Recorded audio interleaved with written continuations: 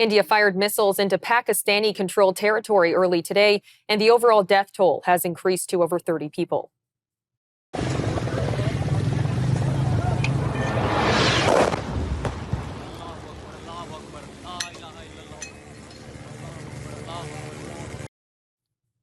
Pakistan's leader called it an act of war. India said it was striking infrastructure used by militants linked to last month's massacre of tourists in the Indian-controlled portion of Kashmir. Pakistan claimed it shot down several Indian fighter jets in retaliation as 2 planes fell onto villages in Kashmir. Commentator Shrey Madaan joined us from India for more on the conflict, starting with the history of conflict between India and Pakistan. During the partition time back in 1947, there was this region called Kashmir, which is a Muslim-dominated region. But now, because this was ruled by Hindu rulers, so the person that ruled the territory during that time wanted to be a part of India. But there was a lot of oppression, and of course, from the opposition, the Muslim League, which was the party, the political party that advocated for Pakistan formation, they wanted Kashmir to be a part of Pakistan. So this led to this whole conflict where the Pakistan claims that the Kashmir is a holy land for Muslims, and it is considered to be a part of their territory. But India doesn't believe this, and India doesn't support this stance, and they consider Kashmir to be a part of India, along with Jammu, which is basically the second Union territory. So this is the historic background. So back in 1947, there was an armed conflict, but this was during the partition time.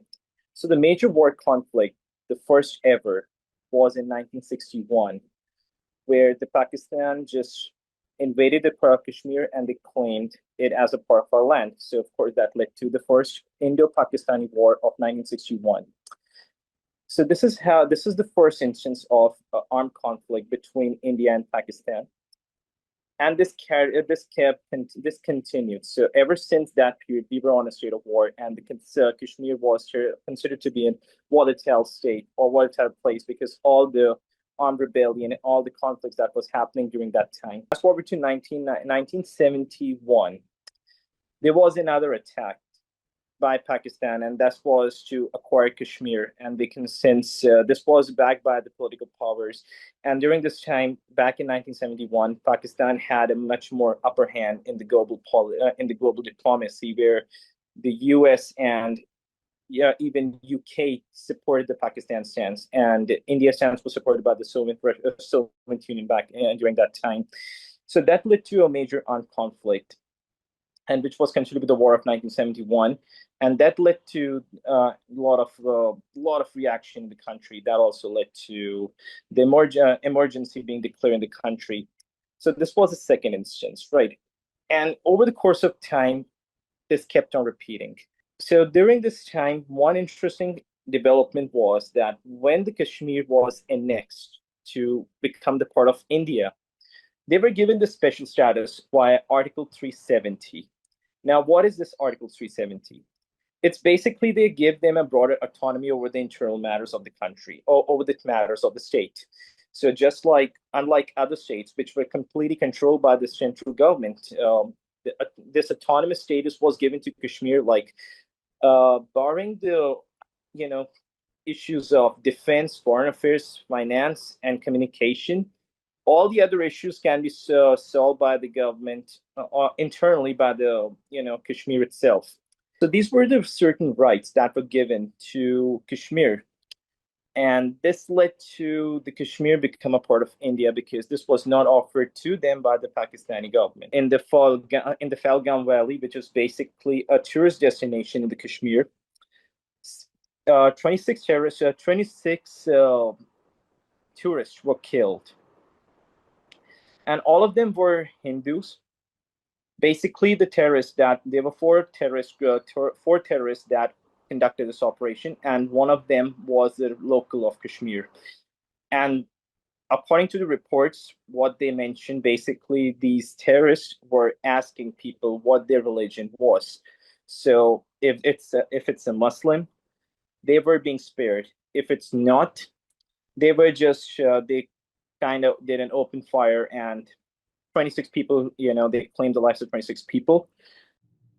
We also asked Shrey about the response from the Indian people to the strikes and the possibility of retaliation from the Pakistani military. Now the perception says like there's a real possibility of a war. But if I talk about the military sense, they are not claiming it to be a war. Basically, it's a strike. Now, what I mean from a strike, they are specifically targeting the areas that were controlled by the terrorists, right? So there are a lot of terrorist hideouts, spread across the Kashmir Valley and the borders borders across, right? So there were 9 targets that were identified by the military, and they bombed those specific targets. Now they just wanted to destroy the resistance front, which is basically the offshoot group of Lashkar-e-Taiba, which is the terrorist organization that claimed the responsibility of the attack on 22nd April. Now, there were 9 terrorist infrastructures that were destroyed, according to the military, according to the official press release by the Indian government, that these terrorist targets have been compromised. That also includes the Maulana Masood Asar's family has been compromised, which is another development. So basically, they were just trying to eliminate the terrorist elements in the country, across the borders.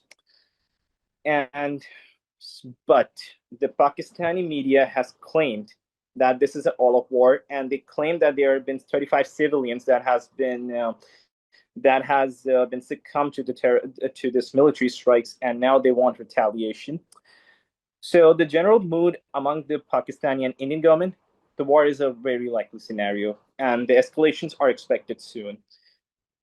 Interestingly enough, just a day before yesterday, we were told that there is going to be a mock drill, and there's going to be a mock drill including the blackout. So they were just trying to test the waters, how things will turn out should a real war happen. And there's a real likely possibility that we might experience a war. So yeah, a war is a likely scenario, no doubts, no doubt about that.